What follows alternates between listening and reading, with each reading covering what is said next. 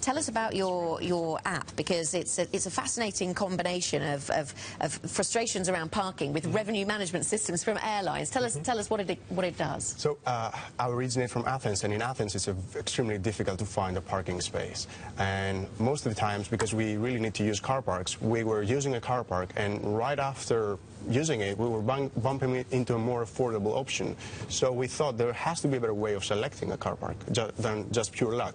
So we built an app to know where the car parks are.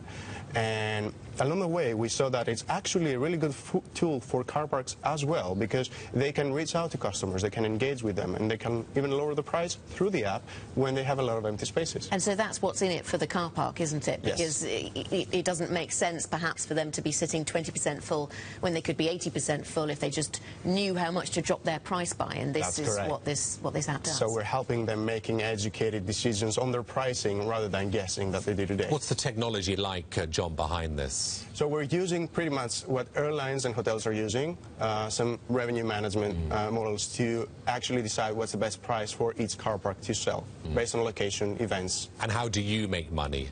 Well, we actually help car parks make more money, so if we do that right, we take a cut out of that. Okay. And how did you come up? You came up with this idea through personal experience. Yes. Why the move from Athens then to London? This is the sort of next place on your list, isn't it? Because London is also another place that's extremely difficult to find a parking space. It's extremely expensive, and we hope that we can lower a little bit the price for drivers in London.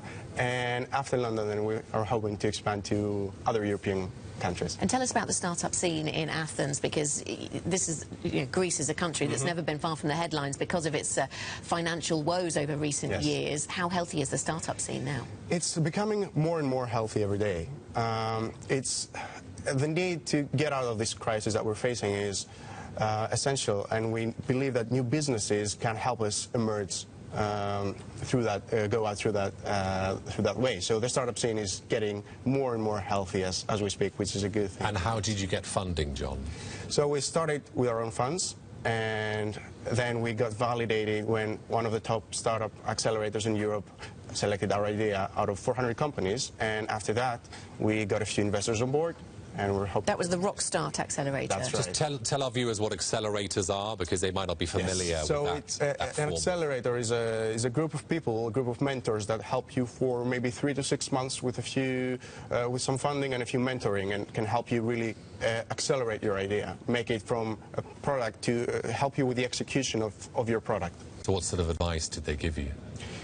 Well, that you can tell us. Yeah. So we have a simple checklist that we check every day to make sure that we're doing right, and that's to really accept negative feedback, embrace competition, keep an open mind, and enjoy what we do. Yes, one of the entrepreneurs I was talking to for this entrepreneur series was saying that it's really important to get the entrepreneur has to be in the right state of mind, and this admitting to your mistakes and keeping an open mind and accepting negative feedback, that seems to feed in very much to what he was saying. Yes, because you really don't know what you're doing until you do it right. What we're trying to do is kind of innovative, so we need to accept every possible feedback, and especially negative feedback, because this is what will help us move forward.